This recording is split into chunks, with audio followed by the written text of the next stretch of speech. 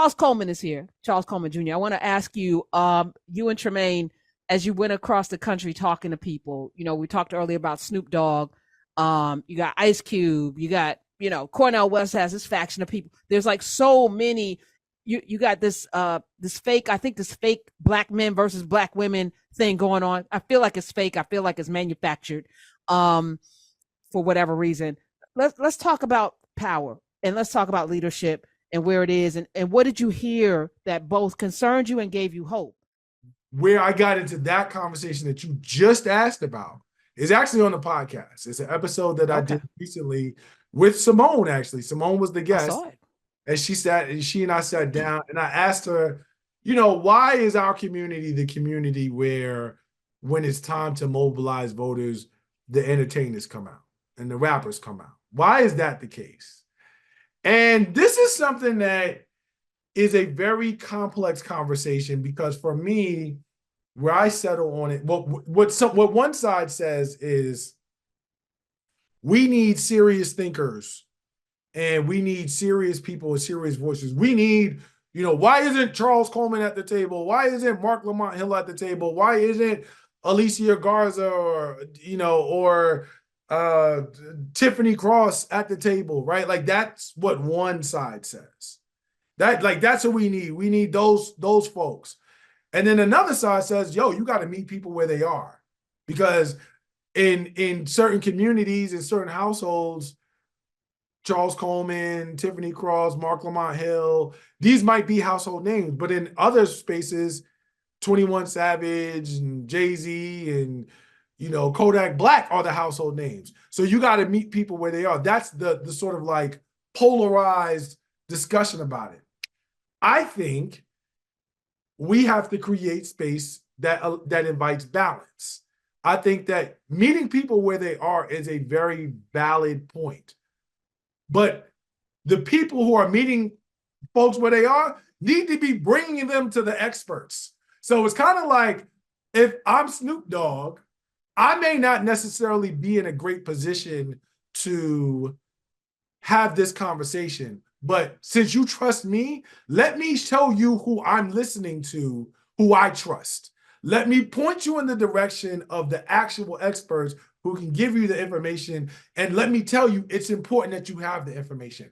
I think that developing a model like that, where these two things aren't in competition with one another, but they actually serve to support each other, is really the win. But I don't blame the system for it. I blame us.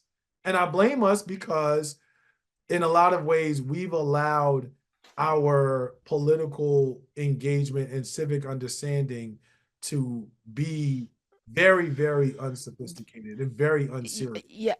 Yes and no. If you don't control the levers of media that promote and push, just like if you live in food deserts and every corner there's a fast food restaurant and your billboards are telling you to smoke cigarettes and there's a liquor store on every block, you're probably going to have a propensity to have high blood pressure and alcoholism and all those things. It's conditioning too. If that's all that you see around you, your myopia and the lack, contributes to it. I'm not going to blame us for not having, and I used to be like pull yourself up by your bootstraps type of person. I'm talking about evolution, and hopefully we all evolve. I used to be that person because of how I grew up. I'm like, anything's possible. Your dad, like my dad, coming from nothing to become, I see the possibilities. But I also realize if you can't see a thing, you can't be a thing. And for many of us, we are locked in these spaces on purpose, off of highways that they can get to by tanks, pushed into these schools and into these neighborhoods on purpose, redlined and maligned. And it makes it hard. I'm not saying it's impossible, and I'm not absolving us from any responsibility, but the system is designed for us to do exactly what we're doing. And yet still we show up. What is our political ideology? I know what mine is. I know what I would like to see happen. But then I'm asking the question, how do I get everybody on board with that? And maybe what I want to have happen isn't what is needed for the whole, like, who gets to deliver that message? We got to have that conversation before November and after November and after November and then after November. And I've been challenging people to come up with a 50-year plan and a 100-year plan for their lives. And if we can start to see ourselves in the future collectively, it removes the ego. if we are building for a world that we won't be in 100 years from now, it allows us to really sit and think about what will they need 100 years from now? What will Black people be 100 years from now? What should we be? So that's so if you will come back next week. Yeah, the 100-year plan is something that inspired me about a year and a half ago. And I got to give a shout out to my man Ouija, who is a black owner of Brooklyn Circus, which is a clothing brand, and he put it on a T-shirt. He's a brother of Haitian descent, and he put on the T-shirt, the 100-year plan. And I thought to myself, what would it be? What would it mean to lay a blueprint that was intended to execute over 100 years? And how far could you propel your legacy, your lineage, and your community if you thought in those terms? And that's, so when you said that just now, it resonated with me very, very deeply. I think that we have to really, one thing that like drives me crazy, Karen, is that we have very sophisticated and nuanced conversations about simple stuff. And then we have like really like baseline, basic conversations about stuff that really requires a lot of sophistication and layers. And I think we got to stop running from the intellectual thought work that's necessary to really build these institutions that are going to last and be sustainable.